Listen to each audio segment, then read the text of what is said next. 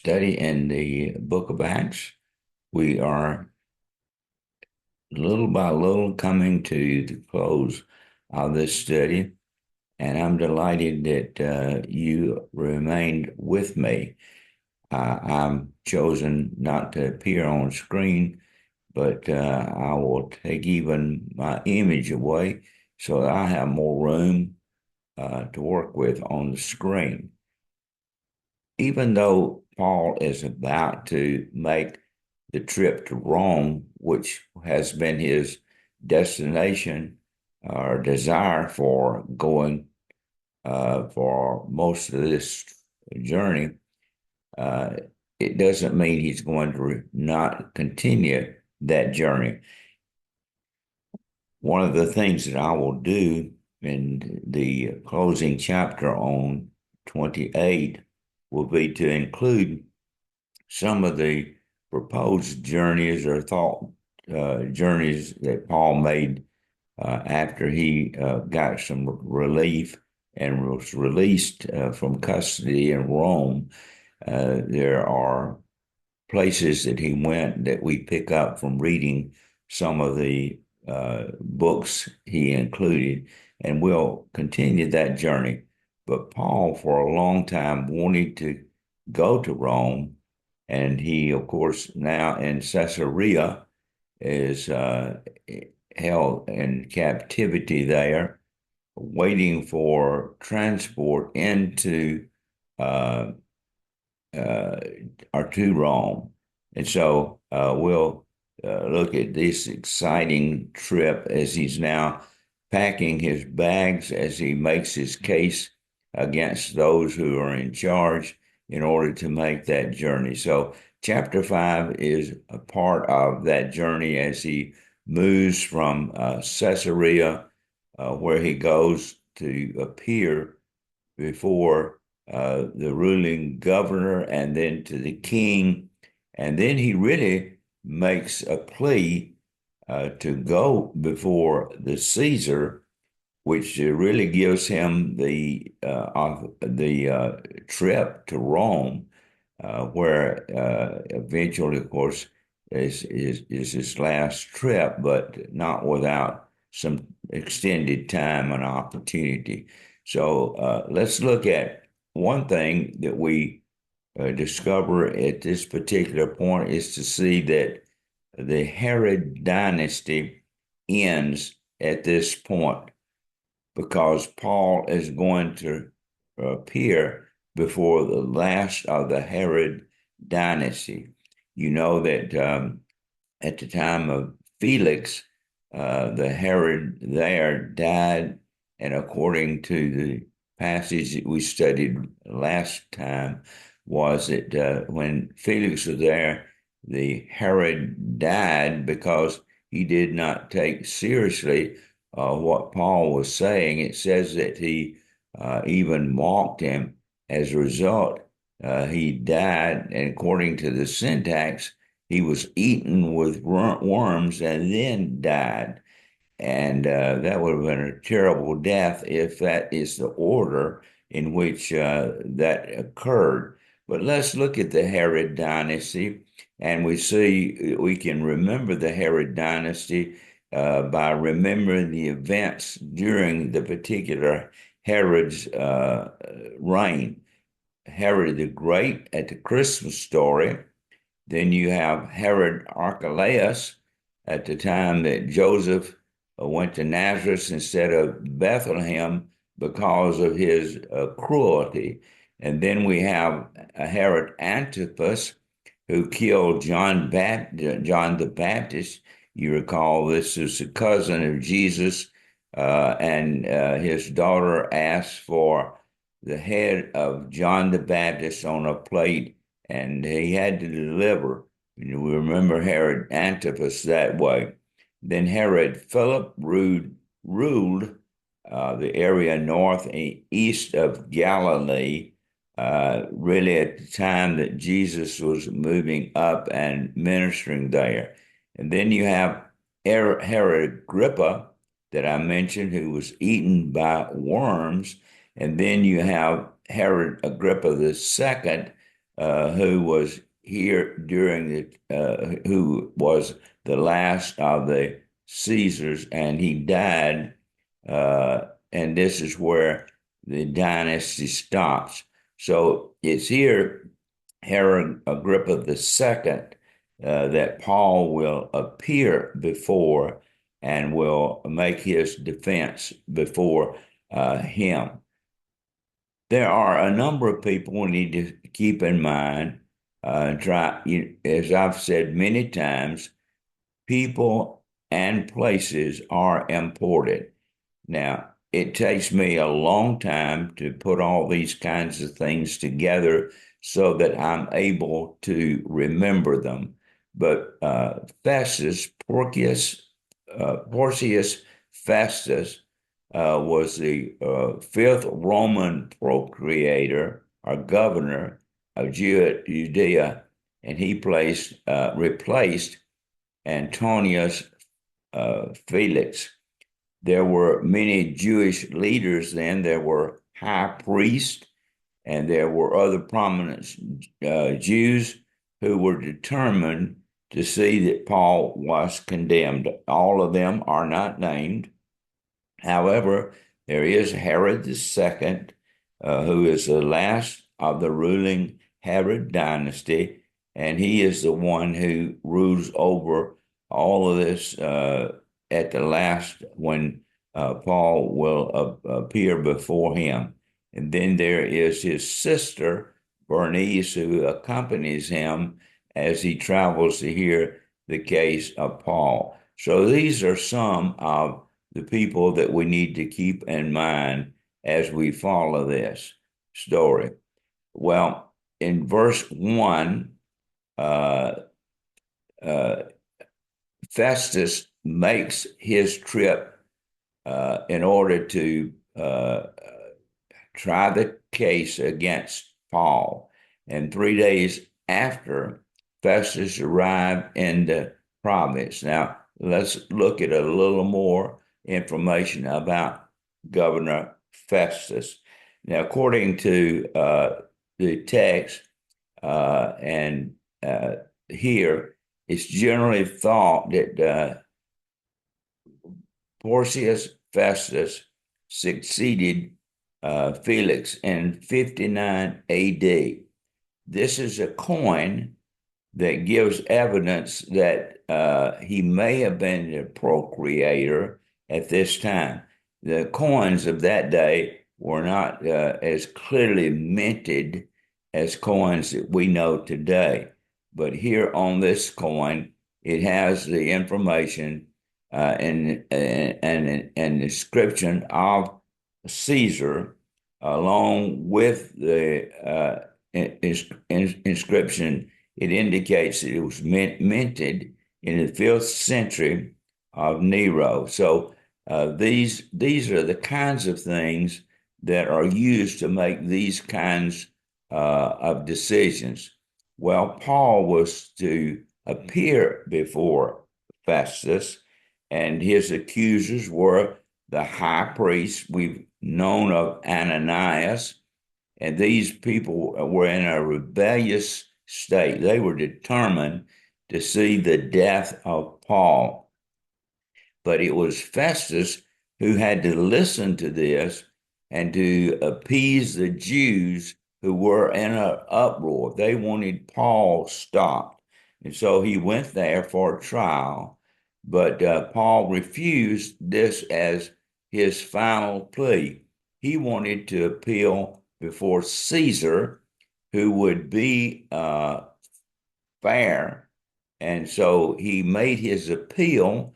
And of course, Festus was glad to make that famous statement, you want to go to Caesar, and to Caesar you will go. Of course, that's a little further along in our conversation, but that's a little more about Festus and his authority as Paul came before him. But he came to the province.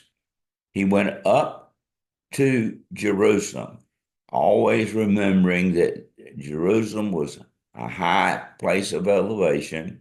And when they spoke of Jerusalem, it was always going up or away from Jerusalem. It was always going down.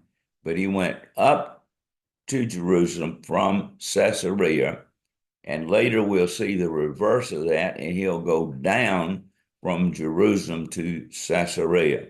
Now, Caesarea, of course, was a coastal town, and it was there that Paul was taken, and he was kept there for protection. This was about a 60-mile journey from Jerusalem, and between Jerusalem and Caesarea. And he made that journey. Of course, that was a several days journey. It's amazing to me that these people who rule had to make those kinds of trips to hear cases and do things of that nature. But that's the area inland of Caesarea. But he went there in order to make that have that case presented before him. There were the chief priests there, and of course there were a lot of high priests, and so there were a number there who were inciting the people, encouraging them to keep up the roar so that Paul would be charged with a crime. However, Rome did not want to get into that kind of conversation. So the high priests, though, were a part of all that was going on because their way of life, their teaching was being threatened by what Paul was saying. It was the fulfillment of the prophecy that Jesus would die and rise from the dead that Paul was preaching. And he was preaching actually the fulfillment of the prophecy that those high priests proclaimed themselves but did not accept. So the high priests in verse 2 and the leaders of the Jews presented their case against Paul to him, that is, to Festus, and they appealed. At verse 3, asking for a favor against Paul, that Festus was summoned him to Jerusalem. They were, in fact, going to prepare an ambush. I think we talked about that earlier, along the road to kill him. This was an attempt at assassination. They wanted him destroyed. However, they needed to do it. And so they were planning that ambush to kill him on the road. Well, Festus, however, answered that Paul should be kept at Caesarea for his protection, and that he himself was to go there rather than Paul making that trip. And so verse 4, there's a portion in that verse I cannot read. The latter part you'll have to read for yourself. In verse 5, therefore, he said, let those of you who have authority go down with me and accuse him if he has done anything wrong. Imagine having to take an entourage 60 miles in order to bring this man before trial. And that was what they were willing to do to see that he was protected. And so they made the trip where Paul was to bring the charges against him because they did not want Roman law to be involved in things it should not be, nor did they want Roman law to violate a citizen's right. And so they made that extra effort in order to do that.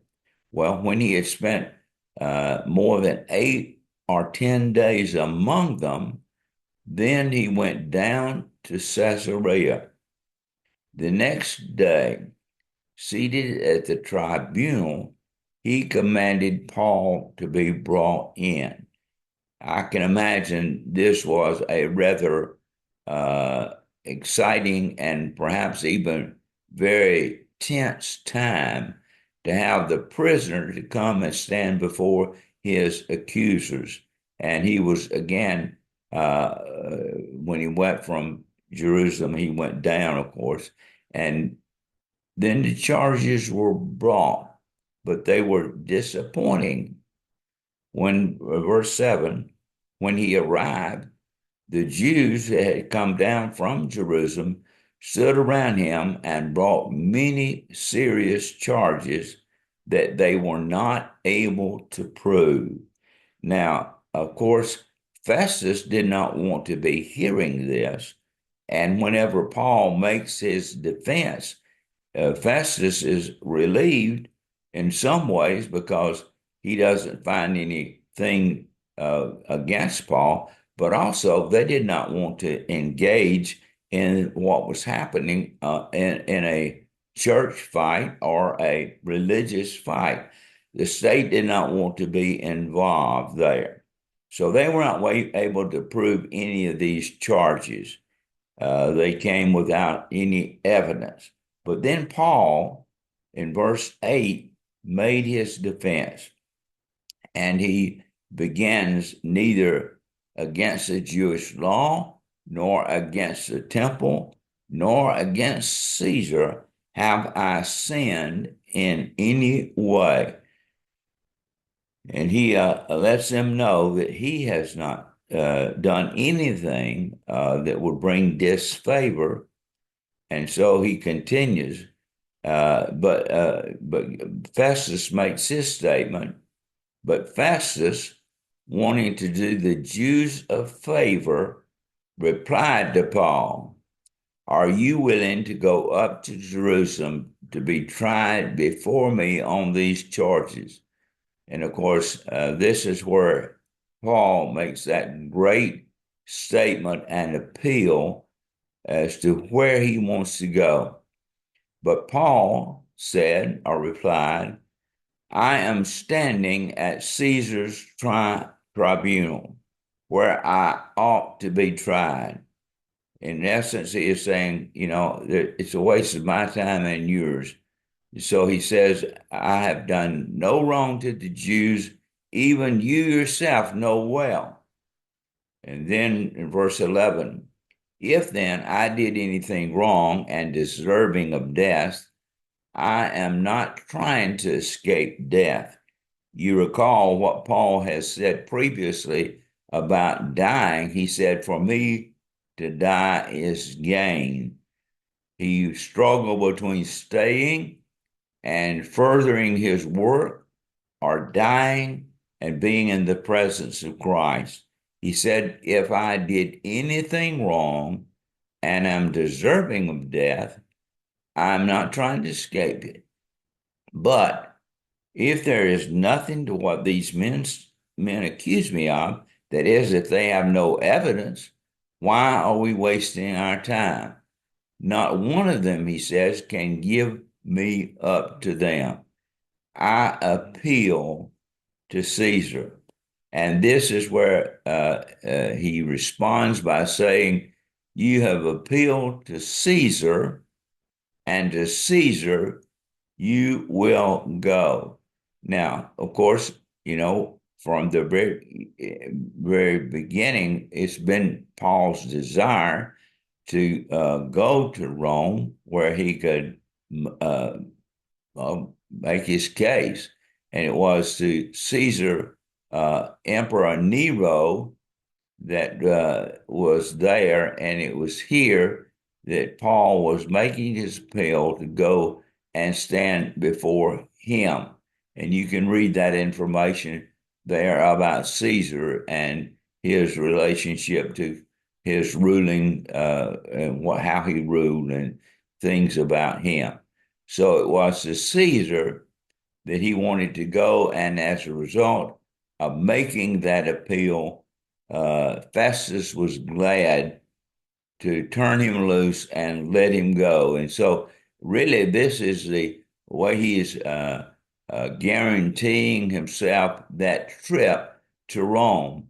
And it's interesting that Paul had wanted to go to Rome for so many years to meet with the Romans, to whom he wrote that 16 chapter letter dealing with some serious issues, moral issues, and the people among the people at Rome who were followers of Christ.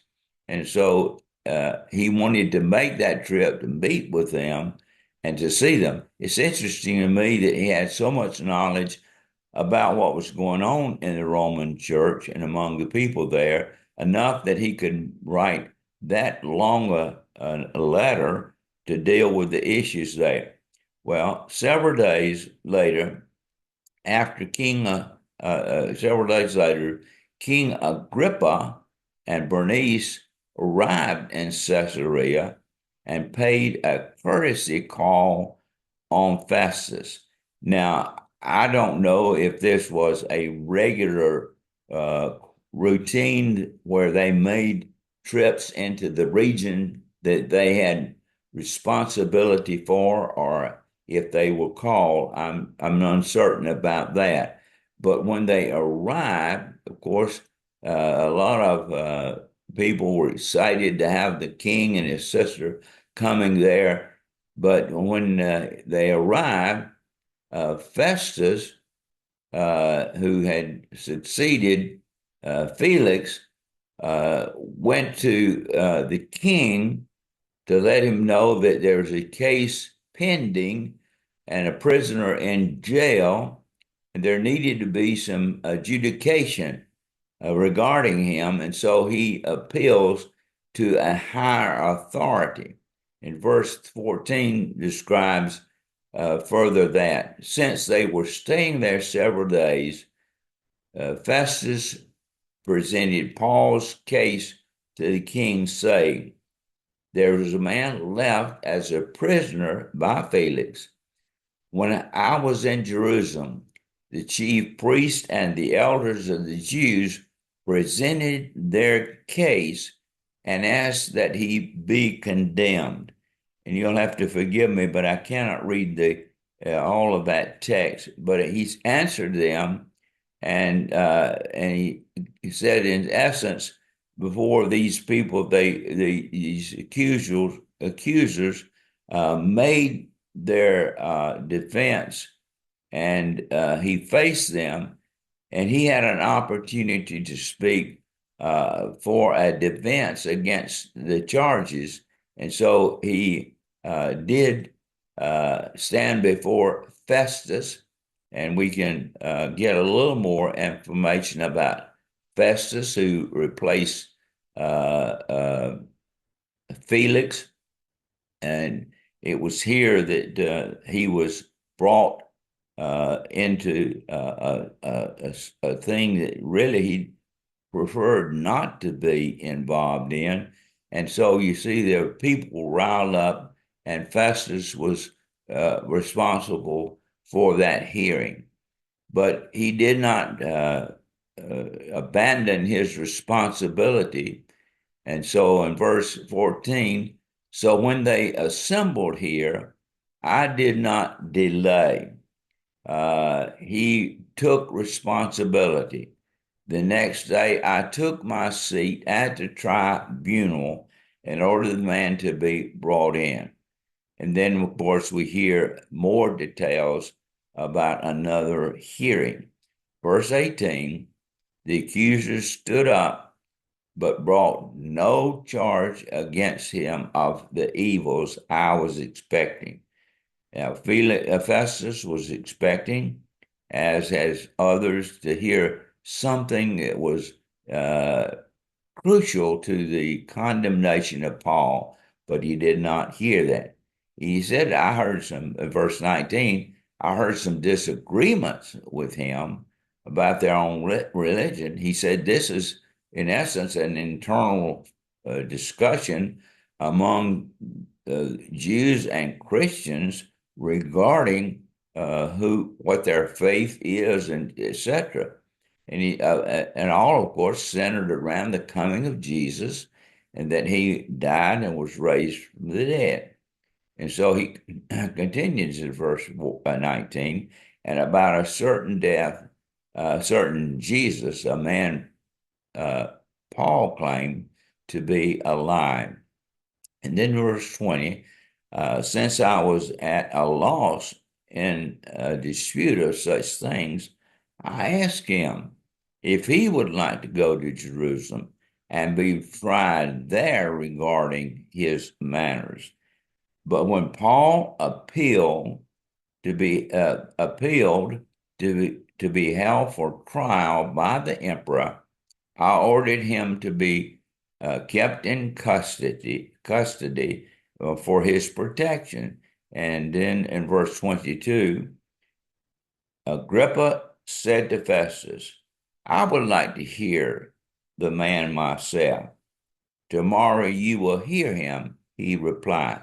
Now, I don't know if he had heard about Paul, if he was inquisitive about the squabble or the teachings that were presented by Paul and objected to by the Jews, or if indeed there was a real spirit of God working in him, but he wanted to hear about this man. Of course, this also gave Agrippa the opportunity to gather more people and maybe to draw attention to himself.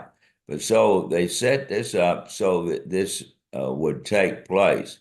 And tomorrow came, and so Paul came before uh, King Agrippa. Now, Paul's defense before him, we'll look at it stated here, and then we'll read about it in the text. Paul, of course, had credentials, and we have heard this story several times. And of course, we know, I believe that there were three cases or three times that Paul used his experience on the Damascus Road as a part of his testimony and defense. His message is one I think that's important for us to express today. He explained his belief in the resurrection and hope of eternal life through Christ. And as a result, he bore witness to that in the third statement there. He bore witness to that because he talked about his own experience.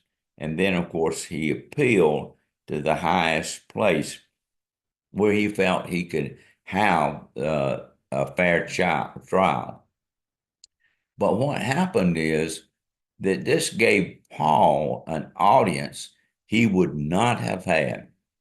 But of course, Agrippa and Bernice were glad to have the great pomp and circumstance, and they entered into the auditorium, as verse 23 describes, with all of the people there, and I can imagine what a spectacle it would have been. Here, King Agrippa, who had not been involved at all, it's almost like a military conqueror who has an important prisoner, and he brings that prisoner before all the people. And all the people are waiting for the accused to be brought forth. And I'm sure there have been many conversations and street corner judgments made. Well, verse 24 tells us what happens. Then Festus said, King Agrippa and all men present with us, you see this man. And I'm sure he pointed his finger and said, that's the accused. The whole Jewish community has appealed to me concerning him, both in Jerusalem and here, shouting that he should not live any longer. Can you compare this to what happened to Jesus. There were charges, of course, brought about him. And I can just feel the tension of the crowd and the shouting of those who objected to Paul and wanted him killed. And of course, crowd violence is something to behold. If you ever been to a large stadium, football stadium, things oftentimes get tense in those stadiums, and people say and do things in a large crowd under those kinds of circumstances that they would not do alone. Well, verse 25, though, is rather a strong statement, and so he really is passing the buck on to someone else. I found that he had done nothing deserving of his death, but when he himself appealed to the emperor, I decided to send him. Of course, I'm sure that Festus did not want to make that decision because if he had said, according to the law, there's nothing he is guilty of, that the people would have turned on him. Verse 26, I have found nothing definite to write my Lord about him. He said, my page of charges and reasons for sending him because of what I found to be true would be blank. And therefore he says, I want you to examine him, and because I have nothing to write in verse 26. And verse 27, for it seems unreasonable, he says, for me to send a prisoner without indicating the charges against him. And of course, our law is based upon Roman law, and we see similarities even in our day. A man has a right to face his accusers. He has a right to defend himself, and their charges have to be proven. He is considered innocent until those charges are proven. And here he has no charges to bring as an authority.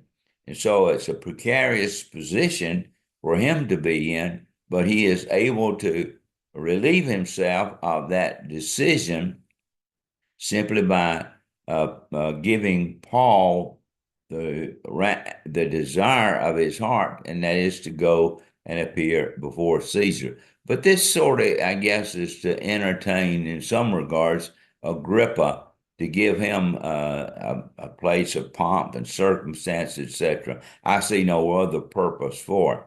Then verse 27, for it seems unreasonable, he says, for me to send this prisoner when there aren't any real charges against him.